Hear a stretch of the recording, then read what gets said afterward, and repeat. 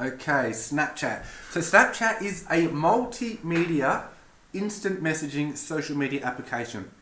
It was released in 2011 and it has 576 million users with 293 million daily users. So a lot of those people, so about half of them, just over half of them that use Snapchat use it daily. So frequency heavily content. Now, Snapchat has a very young user base, with most people being between 15 and 25. So we talk about Pinterest being mostly females that are wealthy. This is for young people, right? So if you're selling products and your target market is people, like young, 15 to 25, Snapchat's the place to be for you. Now, by default, images and videos sent via Snapchat, they disappear shortly after being viewed. And this is what makes Snapchat unique compared to all the other social media applications. It's really cool because in like a conversation, when you talk to someone, people don't remember that conversation forever, and they're not going to be able to recite that back to you word for word. Like Facebook, you post on Facebook, it's there, it's on the internet, right? And then whether people want to hear it or not, that they can screenshot it, they can do whatever they want, but it's out there for the world to read what you wrote. So you have a few beers, or you have an angry moment, or you say something on Facebook, and then what goes on Facebook stays on Facebook. Whereas Snapchat, the idea of that is you can be a lot freer in the way that you communicate because it's not going to stay there forever. You can, having said that, people can still screenshot. So if you send a picture, people can still screenshot that picture. But if that does happen, then you'll get a notification on there that person screenshot it, and then you can deal with the consequences of that.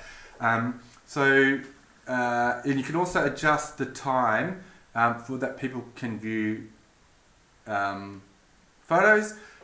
From, I think the default is 8, but it goes from 10 to 1 second. So if it's 1 second, first sort of flashes up and goes away, but the idea of that is that people won't have time to screenshot it then.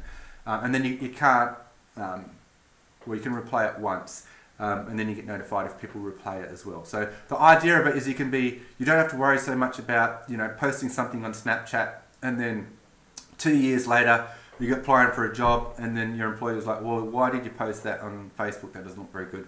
Now,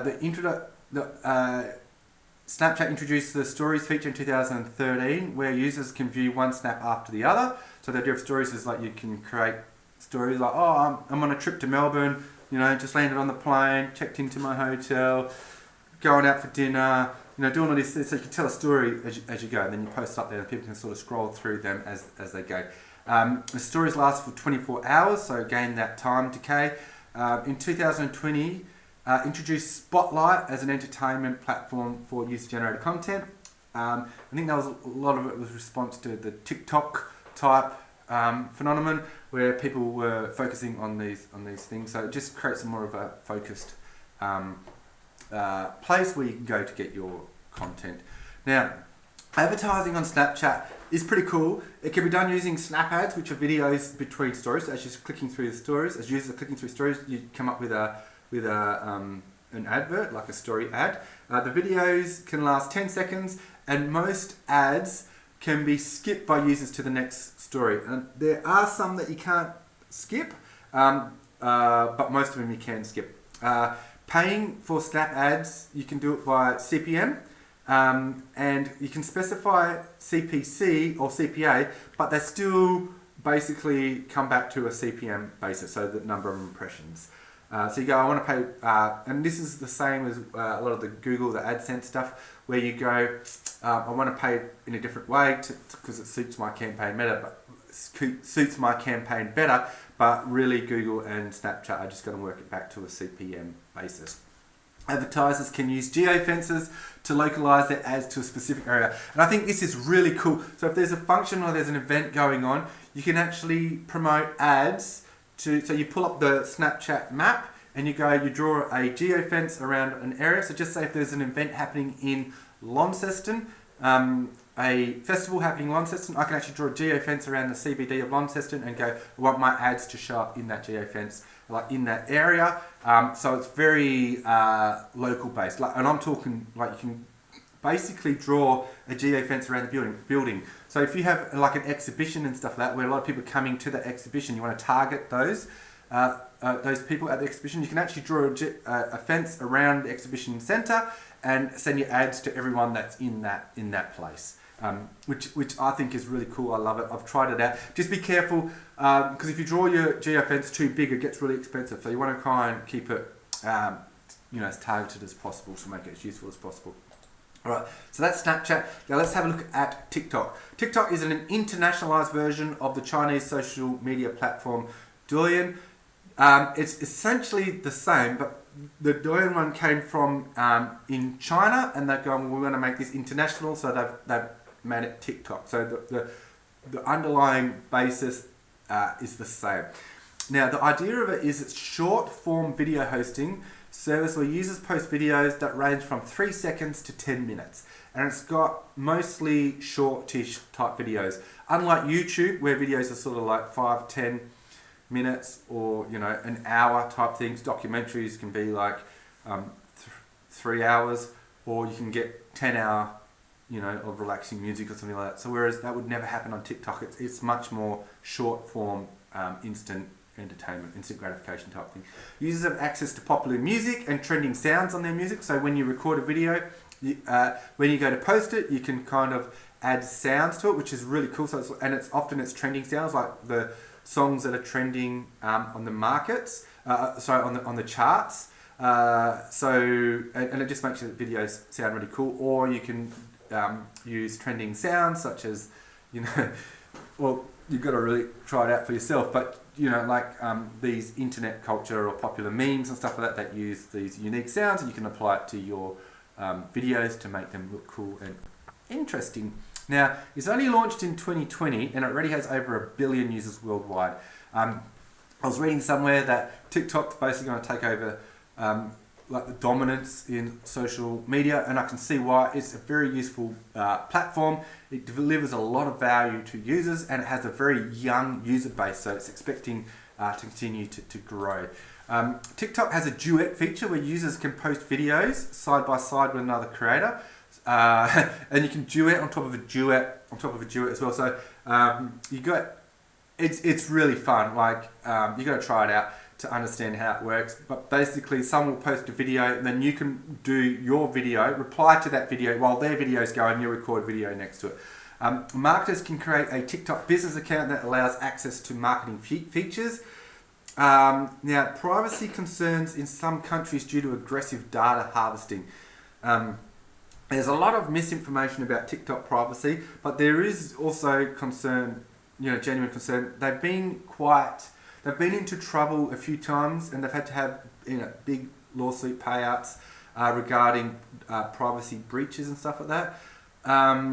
And now TikTok app is prohibited, so just recently this year, prohibited on devices issued by Commonwealth departments and agencies. So if you work for a government department and they give you a mobile phone as part of your job, you're not allowed to have TikTok on there. And the concern with that is because they're worried that they're collecting data about use, and if you're using that phone for government business, then you're consenting to providing usage data about what you're doing on that phone, which includes government business type stuff as well, right? So a big concern for the government, because they're worried that because it's owned by a Chinese company, that they're going to be pressured by the Chinese government to hand over data about usage behaviour and stuff like that. Some marketers are sort of go, well, there's not that much difference between the privacy concerns of TikTok versus something like Facebook, but because Facebook's based in America, then and TikTok's based in China, Americans and Australians are less concerned about government pressure about releasing that data.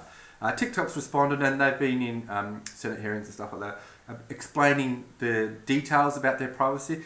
And from an objective perspective, it seems quite reasonable. But when they started, they were collecting a lot of data that you think, well, why would they need that? And another big concern was when they started, was all that data was stored overseas. So then it's not subject to the laws, like the data center is not subject to the privacy laws of, like America and Australia and England and stuff like that. But now TikTok have, for the like American users, their data stored on American servers. So they are addressing these privacy concerns.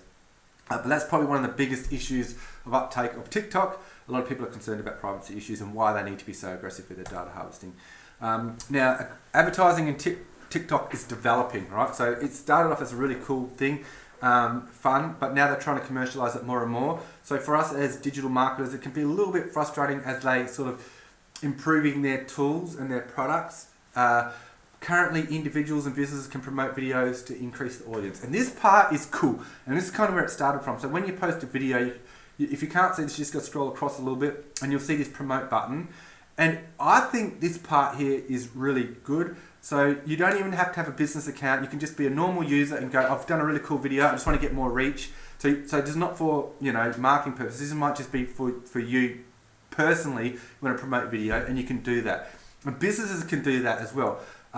So it's quite cool that it's simple to use that promote one. Then like Facebook and the other ones, you specify your budget and you specify what you want to do, like your campaign. It's a bit difficult setting it up so that it's going to be click outbound, and the preview doesn't work that well, but it is developing. It's getting better, right? So this is promote. This is the fast, easy way of promoting stuff. Now you do have Spark ads, which are more advanced.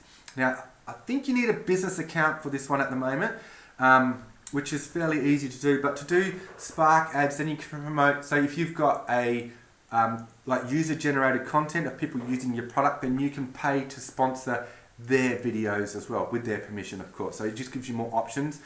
They've now got this thing called TikTok Ads Manager, which is pretty cool, where you can manage multiple ads at the same time. So so promote's good for simple marketing purposes, but when you want to get a lot more specific, so probably the first time you do it, promote, but then as you run more campaigns, more integrated campaigns, and you want to get more detailed, you want to get more value for money out of your marketing campaigns, you go to TikTok Ads Manager and you get more specific. How is this ad performing compared to that one, and adjust things more.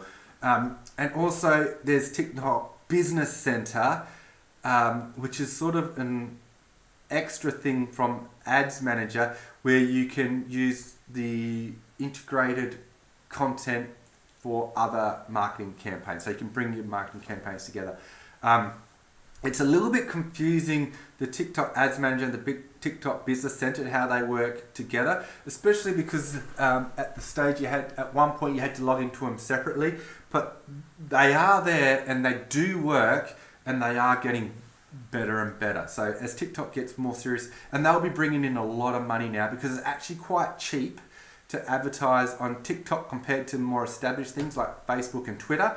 And as digital marketers are coming in and spending more money on TikTok, their development processes are going to get better. They're going to make it easier for us to use it, and it's just going to get better and better as we go. So that's it for this week's lecture. Thank you very much, and I'll see you next time.